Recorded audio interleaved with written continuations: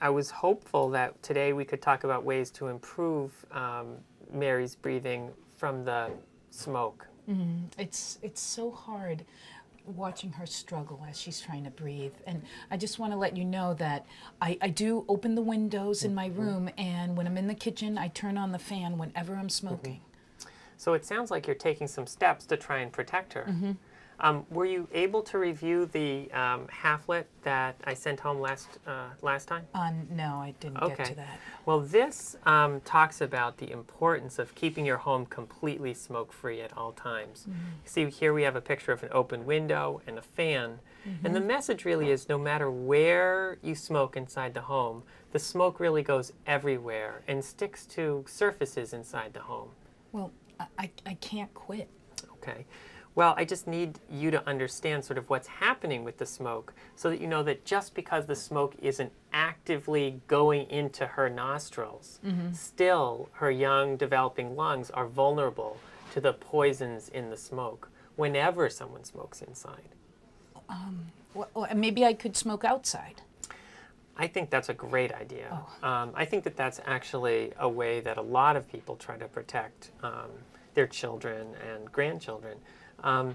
So if it's okay with you, I'll just write down that you've agreed to try to make your home completely smoke-free. I could do that. Absolutely. Okay, great. Of course, there is the winter time.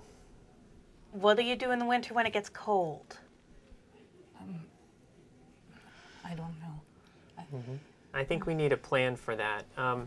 There is a, something I could offer you to try to hold off the cravings when you need to be inside, but it wouldn't be smoking. That would be like sucking on a lozenge that might give you some of what cigarettes give you in terms of the nicotine, but it wouldn't be smoking, it wouldn't be causing the secondhand smoke. What would you think about trying the lozenge or the gum? There's a nicotine gum. Can I still smoke? You can still smoke. I hope that you'll be moving towards quitting, but this at least would allow you to set that firm policy of never smoking inside the home and never inside the car. It might help you in the winter months. I guess I could try it once and see what happens. I can't make any promises, though. Okay, well, let me give that to you in case you decide to try it. That sounds like a good idea. Not just for you, but for me, too. Okay.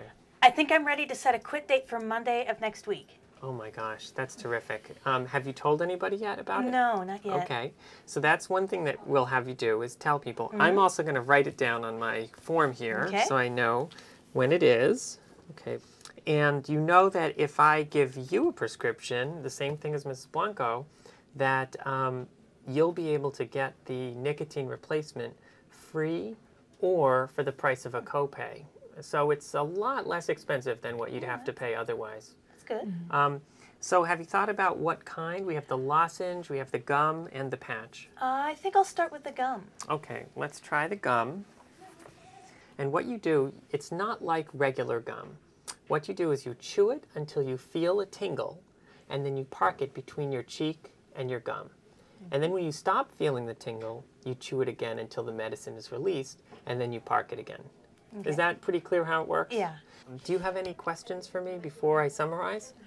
Should we worry about how it works with other medications? Mom takes pills for high blood pressure. Well, it's always safer to use the gum and the lozenge than smoking a cigarette. That's always true. Okay. So you really don't have to worry about that. And you can take as much as you need to alleviate the craving. So you could use lozenge after lozenge, and that's really okay if you need it. Is that pretty clear? Okay. Yes. Okay, good.